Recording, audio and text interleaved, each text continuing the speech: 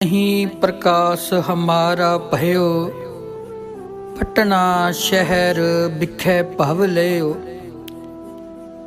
तन तन चोजी पातशाह बाला प्रीतम, गरीबां ते दया करन वाले, धर्म दे रक्षक, परिवार नूं वारन वाले मेरे पातशाह धन धन सतगुरु गुरु गोबिंद सिंह साहिब जी महाराज। अनेकां चोज बचपन विच पटने दी धरती ते मेरे सतगुरु जी करदे ने। कई चोजां दे नाल कईयां दा उधार मेरे पातशाह जी कर रहे ने। पटने च रहन वाला एक शिव दत्त ब्राह्मण, जिदी आस्था बड़ी ज्यादा है श्री रामचंद्र जी ते श्री कृष्ण जी ते, मन करके बड़ा प्रेम करदा है। भावना जुड़ी हुई है उस अकाल पुरख दे नाम वाली रंगी हुई रूह है। रोज अमृत वेले उठना, गंगा ते इशनान करना, अपने मालक इष्ट नूं याद करके एक थाल सजाउणा, जिदे विच कदी लड्डू रखे होने, कदी केले रखे होने, कदी सेब, रोज नवे नवे पकवान बनवा के ते अपने मालक अपने इष्ट वास्ते रखने ते बेनती करनी कि हे निरंकार परमात्मा जी, आप जी इन्हां पदार्थां नूं प्रवान करो। आप जी पहला छको, असीं बाद विच छकदे हां। इस तरह शिव दत्त ब्राह्मण जी ने करना। मेरे बाला प्रीतम सतगुरु गुरु गोबिंद सिंह साहिब जी महाराज, उस समय नाम गोबिंद राय है, अपने मित्रां दे नाल खेडदियां खेडदियां शिव दत्त ब्राह्मण जी दे मंदिर विच आ जाना, जिथे बड़े प्रेम नाल भिज के शिव दत्त ब्राह्मण उस निरंकार दे चरनां विच इन्हां पदार्थां नूं छकण वास्ते बेनतियां कर रहा सी।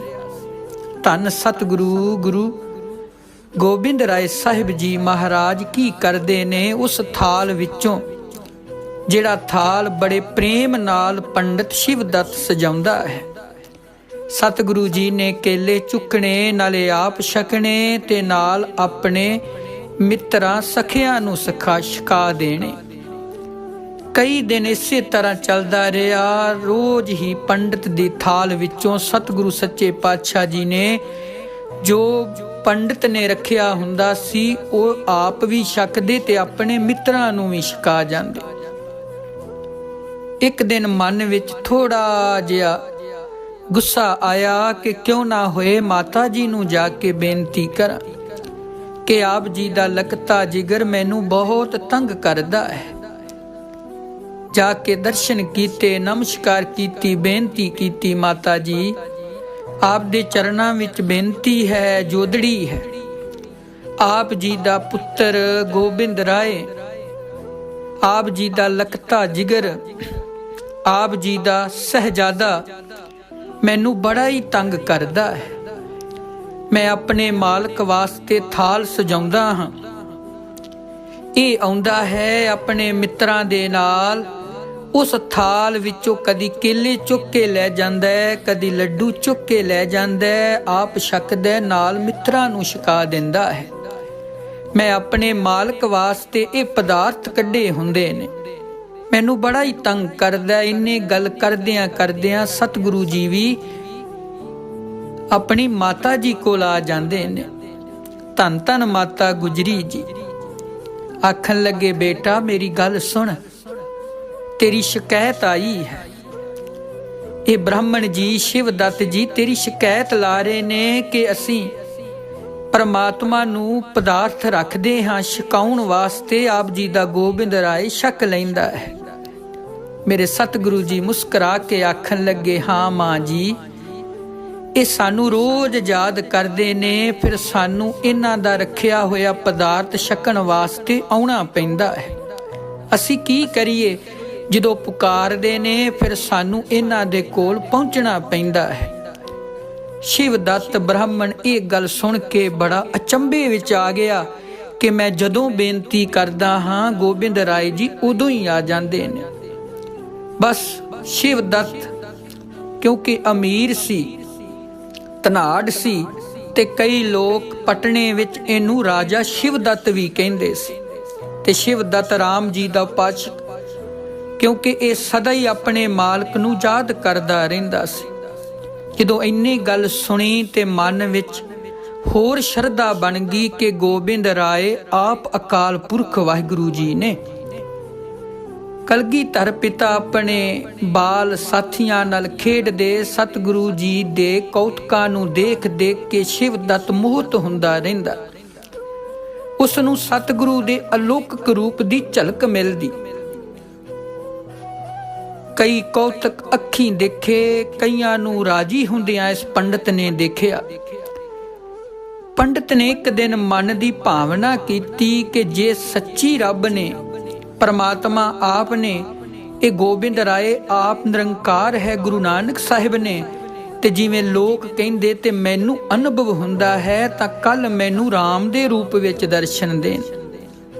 मेरे सतगुरु सच्चे पातशाह जी अगले दिन जद खेडण आए तां मन की भावना अनुसार शिवदत्त नूं सतगुरां च राम जी दिखाई दिते। बार बार अपनियां अखां मल मल देखें किते कोई भलेखा ते नहीं है। पंडित जी विस्माद विच चले गए। की देखदे ने, कदी कृष्ण जी की भावना बनती है ते सतगुरु जी कृष्ण रूप विच दर्शन दिंदे ने। कदी महात्मा बुद्ध की भावना बनती है ते सतगुरु जी महात्मा बुद्ध विच दिखाई दिंदे ने। जो भी वो पंडित ख्याल करे सर्ब कला समर्थ पातशाह जी उसे रूप विच दिखाई दे। शिवदत्त जी ने पत्थर पूजा छड्ड दित्ती। हुण गंगा दे किनारे ते बैठ के सतगुरां दे चरनां दा ध्यान करदा। उत्थे ही खेडदियां होइयां दर्शन हुंदे ते बड़े प्रेम दे नाल अपनी रसना तो सतगुरु जी नूं बाला प्रीतम कह के बुलाउंदा। क्योंकि सब तो पहलां सतगुरु जी नूं बाला प्रीतम कहण वाला सी ते पंडित ब्राह्मण शिवदत्त सी, जिदी रसना तो सब तो पहला बाला प्रीतम आया सी। पातशाह जी ने अक्षर ध्यान विच बैठिया शिवदत्त दे कान विच कह देना, बाबा जी झात, बाबा जी झात। गुरु चरना दा ऐसा प्रेमी होया कि दर्शना बिना रिहा ना जावे। जे कदे अग्गा पिछा होना तां गुरु घरे जाके दर्शन करने। शिवदत्त ने राजा फतेह चंद उदी राणी मैणी नू गुरु दे चरनां नाल जोड़िया। जदों शाम समय दशमेश जी राजा फतेह चंद मैणी दे महलां च खेडदे, शिवदत्त जी रोज शाम नू महलां च पहुंच के दर्शन करदा, नाले सतगुरु जी दी रचना तो बचन सुनदा ते अपने बाला प्रीतम दे चोज देख देख के खिड़दा। छोले पूड़ियां दा प्रसाद पातशाह दे हत्थों लैके घर नूं विदा हुंदा। ये शिवदत्त दा रोज दा नेम सी। जदों सतगुरु जी पटने तो पंजाब वल नूं तुरन लगे तां शिवदत्त ने हथ जोड़े, दर्शनां दी मंग कीती तां बचन होए, पंडित जी तुहानू सवेरे ध्यान च दर्शन होया करनगे। असी तुहानू रोज अमृत वेले दर्शन दिया करांगे। इदां समा बतीत हुंदा गया। कई सालां बाद 1688-99 विच राजा फतेह चंद दे मन विच ये प्रेम बनिया, क्यों ना होए कि संगत नाल सलाह करके गुरु दर्शनां लई आनंदपुर साहिब जाया जाए। सारी संगत ने आखिया, हाँ राजा दर्शन करन लई जाना चाहिदा है। जदों ये खबर पंडित शिवदत्त नूं लगी, छेती नाल आके फतेह चंद जी राजे नूं बेनती कीती, क्योंकि उस समय शरीर जिहड़ा है वो बिरध हो चुका है। बाबा जी तुहाडा शरीर बिरध है, सफर बहुत लंबा है, रब ना करे रस्ते च कुछ हो जावे।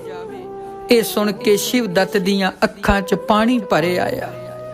ਆਪਣੇ ਸਰੀਰ ਨੂੰ ਕੁੱਸਣ ਲੱਗਾ। ਫਿਰ ਸ਼ਿਵਦੱਤ ਨੇ ਹੱਥ ਜੋੜੇ, ਇੰਨੇ ਵਿਰਾਗ ਤੇ ਬਿਰਹੋਂ ਭਰੇ ਬੋਲਾਂ ਨਾਲ ਪੁਕਾਰ ਕੀਤੀ, ਸੁਣਨ ਵਾਲਿਆ ਕਿਰਪਾ ਕਰ, ਮੈਨੂੰ ਆਪਣੇ ਦਰਸ਼ਨ ਕਰਾ ਦੇ।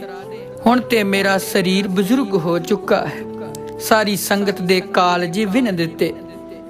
ਰਾਜਾ ਫਤਿਹ ਚੰਦ ਕੋਲੋਂ ਰਿਹਾ ਨਾ ਗਿਆ। ਰਾਣੀ ਆਖਣ ਲੱਗੀ, ਸੁਆਮੀ, ਬਾਬਾ ਜੀ ਦੀ ਇੱਛਾ ਹੈ, ਆਪ ਕਿਉਂ ਇੱਕ ਪਾਲਕੀ ਤਿਆਰ ਕਰੋ। ਉਸ ਪਾਲਕੀ ਵਿੱਚ ਬਿਠਾ ਕੇ ਅਸੀਂ ਬਾਬਾ ਜੀ ਨੂੰ ਆਨੰਦਪੁਰ ਲੈ ਚੱਲਦੇ ਹਾਂ। ਬਜ਼ੁਰਗੀ ਹੈ, ਸਰੀਰ ਬਜ਼ੁਰਗ ਹੋ ਚੁੱਕਾ ਹੈ। ਉਸ ਸਮੇਂ ਸ਼ਿਵਦੱਤ ਦੀਆਂ ਅੱਖਾਂ ਭਰ ਆਈਆਂ। ਪਿਆਰੇ ਦੇ ਦੇਸ਼ ਜਾਣਾ ਹੈ, ਪਰ ਇਸ ਸਰੀਰ ਦੀ ਆਗਿਆ ਨਹੀਂ।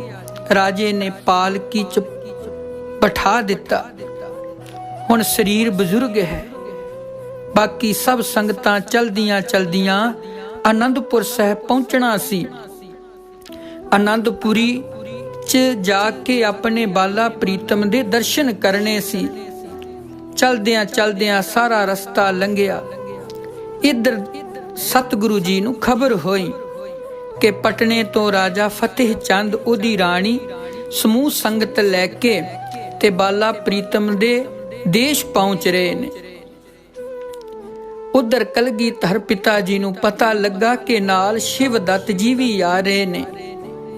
ਪਾਤਸ਼ਾਹ ਜੀ ਬੜੇ ਪ੍ਰੇਮ ਨਾਲ ਉੱਠੇ।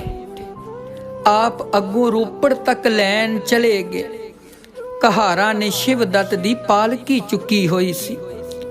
ਦਸ਼ਮੇਸ਼ ਜੀ ਨੇ ਹੌਲੀ ਹੌਲੀ ਨੇੜੇ ਆ ਕੇ ਫਿਰ ਉਹੀ ਬਚਨ ਕੀਤੇ ਜਿਹੜੇ ਬਚਪਨ ਵਿੱਚ ਕਰਦੇ ਸੀ ਕਿ ਬਾਬਾ ਜੀ ਝਾਤ। ਇਹ ਬੋਲ ਕਰਾਮਾਤੀ ਹੋ ਗਏ। ਕਹਿਣ ਦੀ ਦੇਰ ਸੀ ਕਿ ਸ਼ਿਵਦੱਤ ਦਾ ਰੋਮ ਰੋਮ ਖੁਸ਼ੀ ਨਾਲ ਉਛਲ ਪਿਆ। ਪਾਲਕੀ ਤੋਂ ਬਾਹਰ ਦੇਖਿਆ ਕਿ ਬਾਲਾ ਪ੍ਰੀਤਮ, ਸੱਚੀ ਮੇਰਾ ਬਾਲਾ ਪ੍ਰੀਤਮ, ਜੋ ਹੁਣ ਭਰ ਜਵਾਨੀ 'ਚ ਹੈ। ਚੰਦ ਵਰਗਾ ਮੁਖ ਤੇ ਕਾਲਾ ਸ਼ਾਹਦਾੜਾ ਹੈ, ਪਰ ਹੁਣ ਵੀ ਮੈਨੂੰ ਬਾਲ ਚੋਜ ਦਿਖਾਉਂਦਾ ਤੇ ਝਾਤ ਕਰਦਾ ਹੈ, ਜਿਵੇਂ ਪਟਣੇ ਗੰਗਾ ਦੇ ਕਿਨਾਰੇ ਕਰਦਾ ਸੀ। ਸ਼ਿਵਦੱਤ ਉਛਲ ਕੇ ਪਾਲਕੀ 'ਚੋਂ ਬਾਹਰ ਡਿੱਗਣ ਲੱਗੇ ਤਾਂ ਪੱਟੇਬਾਜੀ ਦੇ ਉਸਤਾਦ ਕਲਗੀਆਂ ਵਾਲੇ ਪਿਤਾ ਨੇ ਜੱਫੀ 'ਚ ਬੂਚ ਲਿਆ। ਘੁੱਟ ਕੇ ਗਲ ਨਾਲ ਲਾ ਲਿਆ। ਸ਼ਿਵਦੱਤ ਦਾ ਗਲ ਭਰ ਆਇਆ। ਹੁਣ ਬੋਲਿਆ ਨਾ ਜਾਵੇ। ਵਾਰ-ਵਾਰ ਘੁੱਟ-ਘੁੱਟ ਕਲਗੀਆਂ ਵਾਲੇ ਪਾਤਸ਼ਾਹ ਨੂੰ ਗਲ ਨਾਲ ਲਾਵੇ। ਜਦੋਂ ਆਨੰਦਪੁਰ ਸਾਹਿਬ ਪਹੁੰਚੇ ਤਾਂ ਸ਼ਿਵਦੱਤ ਜੀ ਨੇ ਸੋਚਿਆ ਕਿ ਹੁਣ ਬਾਲਾ ਪ੍ਰੀਤਮ ਸ਼ਬਦ ਮੈਂ ਨਾ ਕਵਾਂ, ਬੇਅਦਬੀ ਹੋਵੇਗੀ, ਕਿਉਂਕਿ ਇੱਥੇ ਸਾਰੀ ਸੰਗਤ ਸਤਿਗੁਰੂ ਜੀ ਕਹਿ ਰਹੀ ਹੈ। ਮੈਂ ਆਪਣੀ ਰਸਨਾ ਤੋਂ ਹੁਣ ਬਾਲਾ ਪ੍ਰੀਤਮ ਸ਼ਬਦ ਨਹੀਂ ਕਹਿਣਾ ਹੈ।